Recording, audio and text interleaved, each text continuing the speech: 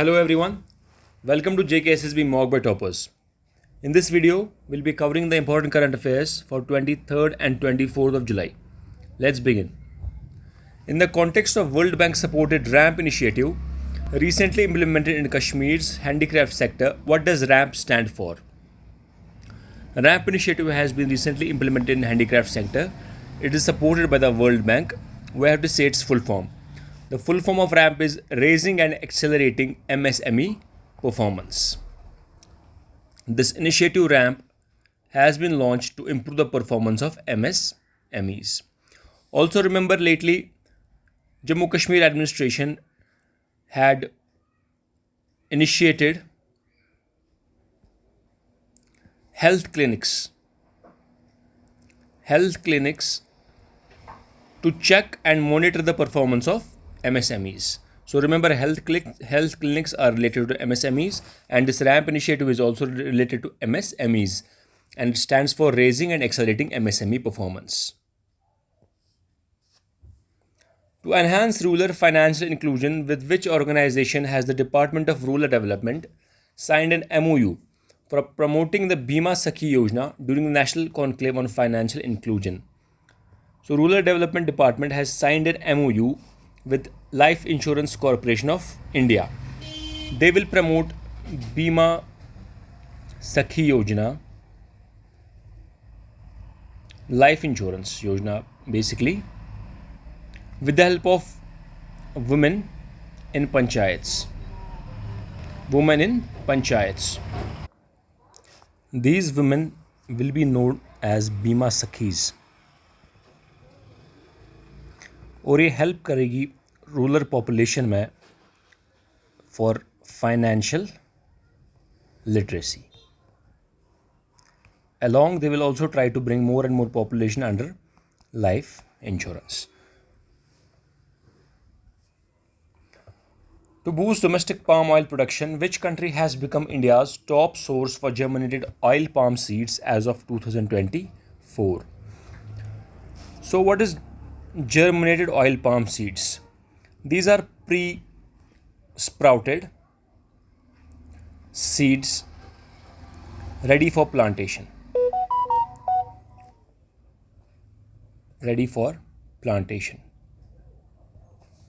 So ये pre-sprouted seeds है जो हम import करेंगे from where? From Malaysia. This will help us increase our palm oil production, जिसकी वजह से हमें फिर ज़्यादा इंपोर्ट्स नहीं करने पड़ेंगे. Also India currently has imported around 3.03 million tons of palm oil from Malaysia.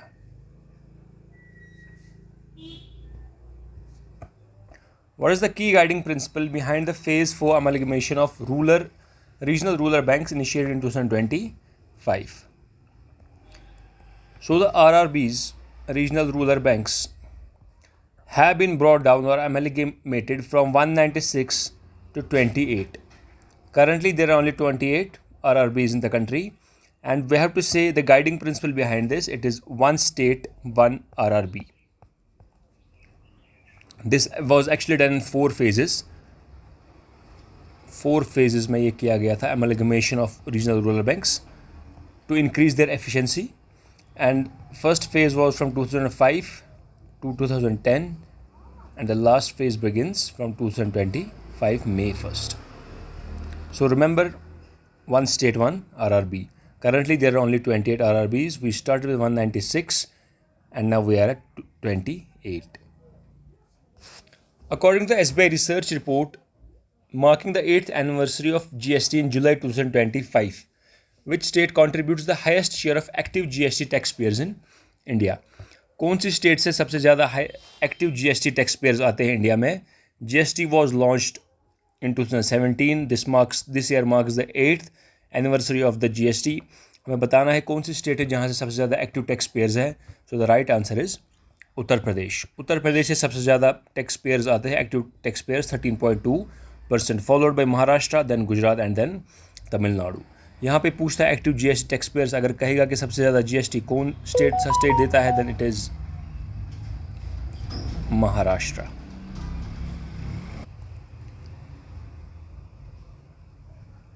On the occasion of National Handloom Day 2025, how many total awards will be conferred by the Ministry of Textiles for contribution to the handloom sector?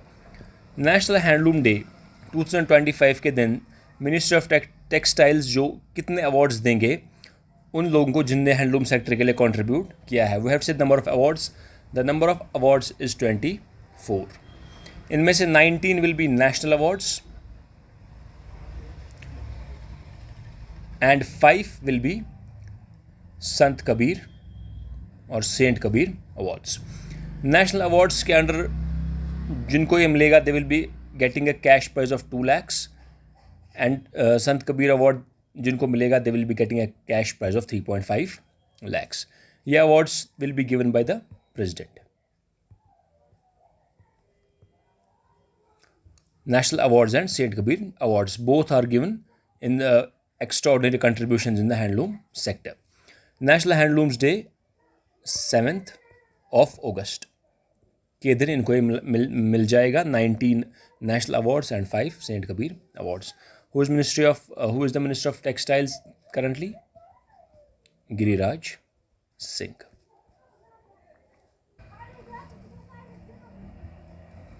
What is the target year announced by Government of India to eliminate sickle cell anemia?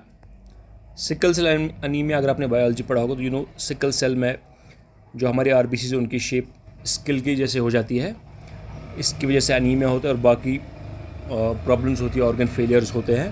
We have to say what is the target year that government of India has decided to eliminate sickle cell anaemia.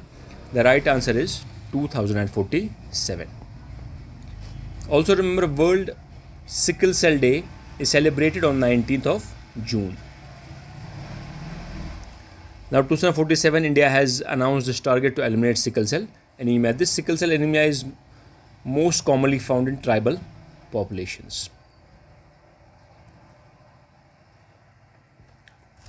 Also recently, around 6 crore people were screened for sickle cell anemia, जिसमें से 2.15 lakh were found to be the directly affected.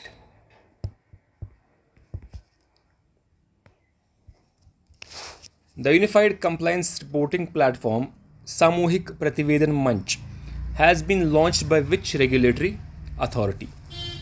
Now let's understand this Samuhik Prativedan Manch. It is a simple thing. मान लीजिए एक broker है, a broker named B in stock market who is registered with, let's say, NSE, National Stock Exchange, Bombay Stock Exchange और MSCI. इन तीन के साथ ये broker भी रजिस्टर्ड है. सो दिस ब्रोकर भी had to submit a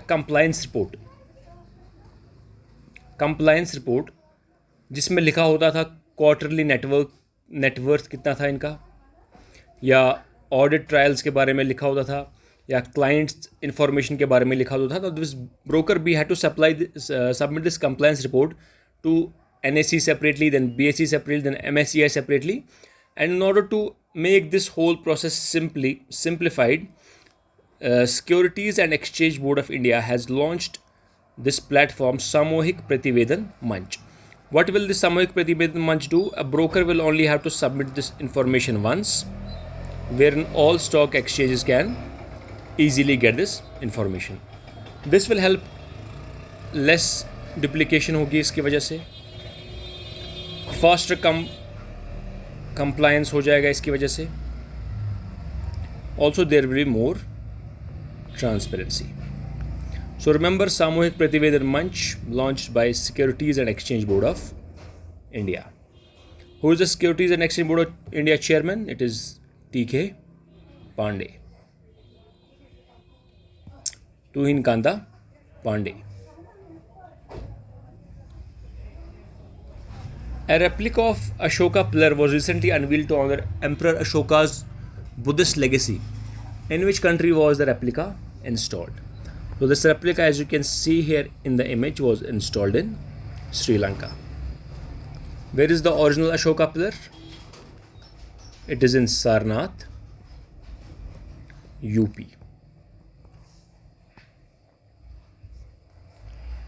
What indigenous aircraft is set to replace the retiring MiG-21 squadrons in the Indian Air Force? तो जो MiG-21 है, one of the legendary aircrafts, combat aircrafts, it is retiring now, and we have to say which indigenously made aircraft is replacing this MiG-21. The right answer is LCA Tejas Mark 1. LCA Tejas Mark 1 will be replacing this MiG-21. MiG-21 actually was made by Soviet Union and 1963 से हम इसको use कर रहे थे. It was also very infamously known as flying coffin, MiG-21, but now they will be retiring and LCA Tejas Mark 1 will be used in place of MiG-21. LCA Tejas Mark 1 का हम engine America की company जी aerospace हमें provide करेगी. ये it is being developed by Hindustan aeronautical limited. What is the name of the bill introduced in Lok Sabha in July 2025 to regulate sports federations and ensure governance in Indian sports? अभी introduce हुई है, the bill has not been passed yet. The answer is National Sports Governance Bill 2025. Primarily BCCI को control करने के लिए and to bring BCCI under RTI. This is one of the features of the bill in order to ensure good governance in Indian sports. On which date is National Broadcasting Day observed in India to commemorate the first formal radio broadcast? So the National Broadcasting Day is observed in India on July 23rd. Actually, the first radio broadcast by India Broadcasting Company was done on July 23rd in 1927. Thank you. Thanks for connecting. See you in the next video.